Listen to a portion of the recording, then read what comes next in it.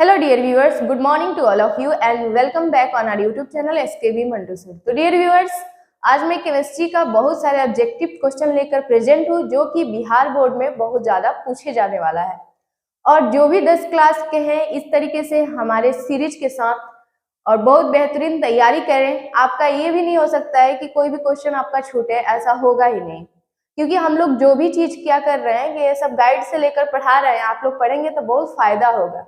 तो बिना समय गवाए ही चलिए इस क्वेश्चन को सॉर्ट आउट करते हैं और आपको समझाते हैं एक इजी तरीके से, ताकि आपको याद हो सके बढ़िया से। आप समझ कर याद कर सकते हैं, याद करके भूल सकते हैं। समझ में आ रहा है?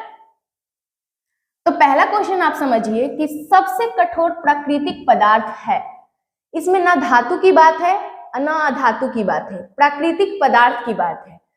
तो सबसे कठोर प्राकृतिक पदार्थ में हम लोगों ने पढ़ा है हीरा। तो हीरा को मारिए, बाकी सब आंसर्स को हटा दीजिए। ठीक है, अब देखिए सेकंड नंबर में क्वेश्चन है, सल्फर के संयोजी सेल में इलेक्ट्रॉनों की संख्या है। संयोजी सेल का अर्थ होता है इसके बाह्यतम कक्ष का इलेक्ट्रॉन। सल्फर का परमाणु संख्या आप लोग जानते हैं 16 होता है। इसका इलेक्ट्रॉनिक विन्यास 1s2 2s2 2p कितना 2 2 4 2p6 3s2 और 3p4 होगा। ठीक है, 2 2 4 6 10 2 12 12 4 16। इसके बाह्यतम कक्ष में आप देखेंगे कि इसका सेल भरा नहीं है। 4 2 कितना है 6 है, यानी इसके संयोजी सेल में इलेक्ट्रॉनों की संख्या 6 है। तो आप देखिए यहाँ पे ऑप्शन में कहाँ है, ए में 2 है तो ये नहीं होगा, बी में 4 है तो ये भी नहीं होगा, सी में 7 है भी नहीं होगा, डी में 6 है तो इसका आंसर 6 होगा। ठीक है, अब देखिए वायुमंडल में नाइट्रोजन की मात्रा है। तो वायुमंडल में जैसे आप लोग जानते हैं कि नाइट्रोजन और ऑक्सीजन और कार्बन डाइऑक्साइड की मात्रा पढ़े हैं, तो आप लोग ये भी समझ लें। आप लोग वायुमंडल में ऑक्सीजन की मात्रा 21% और नाइट्रोजन की मात्रा 78% प्राकृतिक संसाधन चैप्टर में पढ़े हैं। तो आप देखिए इसमें 78% कहाँ है, तो 78% यहाँ पे है सी नंबर में, बाकी सब ऑप्शन नहीं होगा, यानी 78% वायुमंडल में नाइट्रोजन। देखेंगे प्राकृतिक में पृथ्वी पर ऊर्जा का मुख्य स्रोत क्या है ना। तो यहाँ पे देखेंगे आप लोग ऑप्शन दिया है कोयला, जल, वायु, सूर्य का प्रकाश। अब देखिए प्राकृतिक से हमें पृथ्वी पर ऊर्जा कहाँ से प्राप्त होता है, ये भी सोचिए। पृथ्वी के पास ना तो ऊर्जा है और ना ही उष्मा है। कार्बन डाइऑक्साइड क्या करता है, ग्रीन हाउस की तरह कार्य करता है, प्रकाश से उष्मा को अवशोषित करके रखता है। तो यहाँ का जो वातावरण होता है वो बहुत ही ज्यादा संतुलित रहता है पृथ्वी पर। इसके पास प्रकाश भी नहीं है, ना ऊर्जा है, कुछ भी नहीं है। तो ये सब चीज हमें मिलता है सूर्य से, सूर्य की प्रकाश से। आप लोग यहाँ पे ऑप्शन मारेंगे सूर्य की प्रकाश, बाकी सब चीज नहीं। ठीक है, अब देखिए ओजोन के अणु में ऑक्सीजन की परमाणु की संख्या है। अब देखिए इसको समझिए, ओजोन का आणविक जो सूत्र होता है O3 होता है। ऑक्सीजन के एक अणु में परमाणु की संख्या कितनी है, 3 है।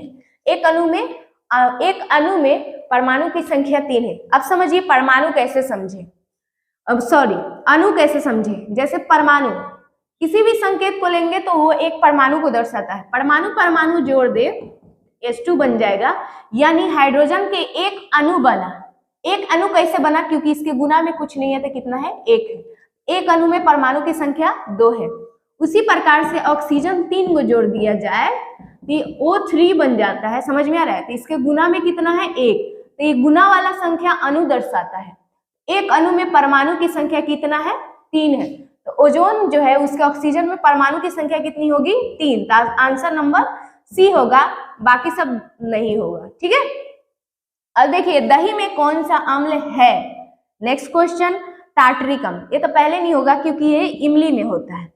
फॉर्मिक अम्ल, ये भी नहीं होगा क्योंकि ये चींटी में पाया जाता है, चींटी के डंग में। लैक्टिक अम्ल बचा है एसिटिक अम्ल। एसिटिक अम्ल सिरका में पाया जाता है, ये भी नहीं होगा। बाकी बचा मेरा लैक्टिक अम्ल, यानी हमारा आंसर होगा लैक्टिक अम्ल, यानी दही में लैक्टोबैसिलस के कारण लैक्टिक अम्ल उपस्थित होता है। ठीक है, अब देखिए ईंधन है, लास्ट क्वेश्चन है, सीएनजी, एलपीजी, लकड़ी, इनमें सभी। अब देखिए सीएनजी को हम लोग क्या करते हैं, वाहन में इंजन ईंधन के रूप में प्रयोग करते हैं, एलपीजी खाना बनाने में प्रयोग करते हैं हम लोग, लकड़ी भी खाना बनाने में प्रयोग करते हैं, ईंधन के रूप में सभी प्रयोग होते हैं। इसका मतलब इनमें से सभी हो जाएगा। ठीक है, तो इस तरीके के वीडियो देखने के लिए हमारे चैनल एसकेबी मंटू सर को सब्सक्राइब करें, वीडियो को लाइक कमेंट एंड शेयर करना ना भूलें। तब तक के लिए धन्यवाद।